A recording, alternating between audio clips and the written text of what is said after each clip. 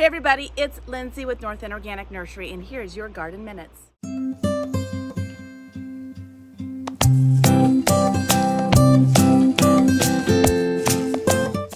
So today we're going to talk about an unpleasant topic. We're going to be talking about killing tomatoes.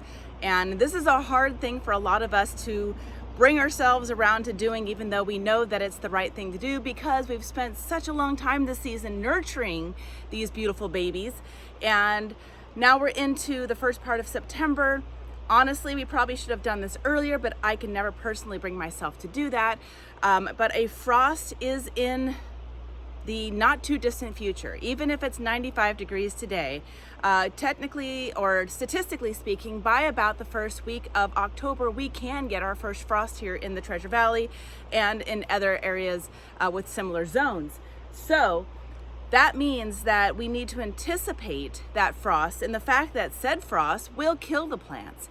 Once the plants have been frosted, the tomatoes will stop ripening on the plant. Now you can harvest green tomatoes off of a plant, bring them inside, and they will continue to ripen. However, what we really want is them to ripen on the plant prior to the frost, and so we can enjoy the most of them in season. I actually do like having a few of them coming off the plant right before it frosts, because then I can process them indoors and let them kind of slowly ripen. And we'll talk about that when we get right pre-frost. I'll harvest whatever's left that's green on my plants, and we'll show how to keep them and let them slowly ripen. But today, I'm going to be focusing on some of my larger variety of tomatoes. So I don't typically like to kill my tomato plants that are of a smaller variety, because they kind of set and ripen a lot faster than some of these really, really big varieties. These big varieties, basically what I see set on this plant right now is more than likely going to be all that really gets a chance to make anyway. So all I'm doing is preventing a lot of the fruit that's going to be set on here with our cooler nights. Some of it will start to ripen faster, and then as it gets progressively cooler, they'll start to ripen a lot slower. So the things we're doing today to kill our tomato plants: 1, reduce your watering. There are people who will just completely cut off water at this point, and that's actually not a bad idea. So in my situation here, all of my tomato plants are in these 35, actually I think these are 45-gallon fabric pots. They dry out super quick anyway. I don't want to completely desiccate my plants 100%, but I will be cutting back my watering to less than once a week, which means that every time I water them, they will be super wilty and stressed. Second thing we're going to do, and that's what we're going to do today, is to prune back these plants to be the bare minimum of what they need to support the fruit that's already set on them. That means I'm pruning back any new flowers. I'm pruning back any excess growth that isn't directly supporting the fruit that's already on there that we want to focus on ripening. So I've got my handy dandy pruners this time. If you watch some of my other videos, sometimes I can't find my pruners and I have to use scissors. Today I'm doing it the right way. So my good, clean, sharp pruners, and we're going to start hacking away at these plants. So just bear with me. I'm just gonna kind of do this and talk it through as I'm doing it myself. I have 1, 2, 3, 4, 5, I have 6 larger variety plants here, and I'll take a pan shot here in a little bit. So I'm going to start with this guy here. I forget what this variety is. Some of them lost their sticks, but I think this is a Cherokee Purple. Okay, so at the top here is the easy place to start. All these flowers that want to be fruit someday probably aren't going to get a chance to make it. I can we have had years where our first frost doesn't hit until November. That's not the norm, so we have to go with kind of the averages, which kind of gives me that buffer zone. A lot of farmers will start cutting back and killing their tomatoes mid-August. For me, the first week or 2 of September is about as early as I really want to do it. So gonna take some of these upper portions.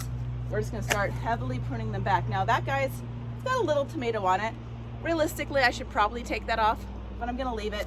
I've got plenty of other things to cut back here and leave that one be. So one of the things you do want to think about, and I've made this mistake before, is I'm cutting back some of the excess foliage as well, but don't cut back so much that you completely expose unexposed tomatoes because we don't want them to sunburn, and we are not out of the woods for hot temperatures. So another good reason to wait kind of until September is with the hope that maybe we're out of the really, really hot temperatures. But if you overexpose this entire plant, then you have the chance of sunburning some of your babies. So let's just go ahead, I'll leave that one there. I'm gonna go ahead and just do some thinning here though. Can't even see into some of these spots. But what we don't want the plant to do is waste energy. And if it's wasting energy thinking that the frost is nowhere near and it can keep on putting on greenery and it can keep on putting on flowers, then it's not spending its time thinking about ripening the existing fruit. So one of my favorite things to say to people when it comes to caring for tomatoes or any kind of vegetable or anything that we're growing, or tree or shrub, whatever, is, oh, hey, I'm off camera, is think like a plant, okay? So a plant, like a tomato, is a subtropical being, and it has no idea when temperatures are 95 degrees like it's going to be today, that a frost is coming, right? So we have to use our knowledge of when the seasons change here and say, hey, you're a subtropical plant growing in Idaho, we better get busy here and reproduce so that you can have those seeds in the fruit ready for the next generation in its mind. And for us, that means ripe, edible fruit. So we're stressing the plant out thinking, oh shoot, I don't know what's going on, but things aren't rolling along as normal. I'm being cut back, I'm having my water reduced. I better set these seeds as quickly as possible. And therefore it starts to fix all of the hormones into the fruit and make them the color that they need to be in order to nurture those seeds. So we're tricking the plant into thinking that it's dying. And we want it to be that way, in particular for tomatoes. So let's keep on going here. Now I got to be kind of careful because there's a lot of foliage in here, and I can't really detect on every single one of them whether it's connected to an actual fruit. And I've made so many mistakes as a gardener, and I do every year, that I have definitely cut off some nice looking fruit, accidentally thinking that the part of the foliage that it was attached to didn't have any actual connections to anything, and that was sad. So I'm going to kind of be a little bit more frugal and make sure that I'm following my shrubbery. And I'm trying to do this fast for the sake of television. YouTube vision. Go on the back side here. Oh yeah, I got some flowering stuff back here. Easy stuff to take off is flowers. Anything that's a flowering part of the plant doesn't need to be there anymore. It has served its purpose. Yesterday I did a big harvest off all these guys. I got lots and lots of ripe tomatoes off, and that was super fun.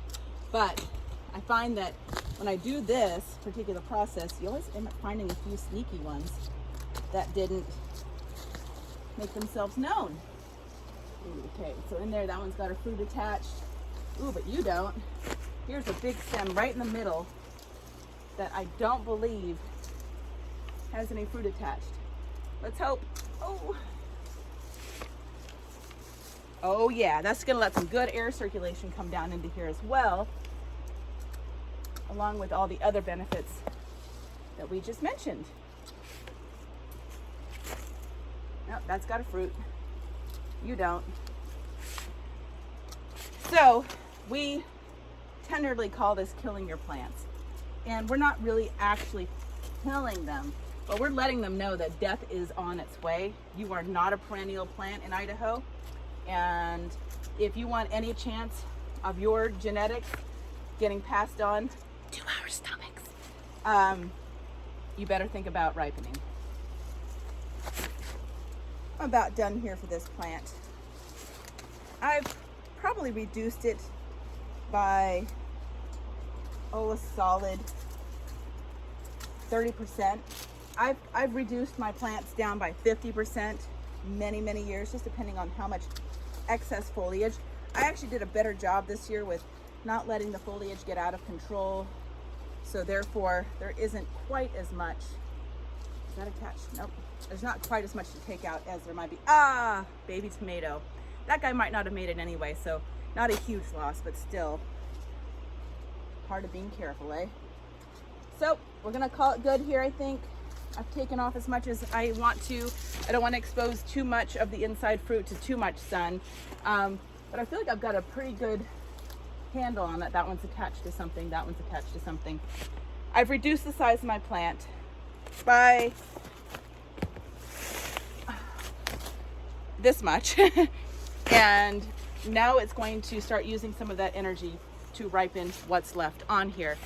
Got 3 or 4 more plants I'm going to do this to, but I'm going to say adieu and let you guys get to killing your tomato plants and maximizing your harvest. Thanks for joining me. This is Lindsay with North End Organic Nursery. Please subscribe to our channel, Garden Minutes. Hit the subscribe and like and notifications, and every time we put out another one of these videos, you'll be able to have an instant notification. Thanks for joining us today, and come see us down at the nursery if you live locally. Take care.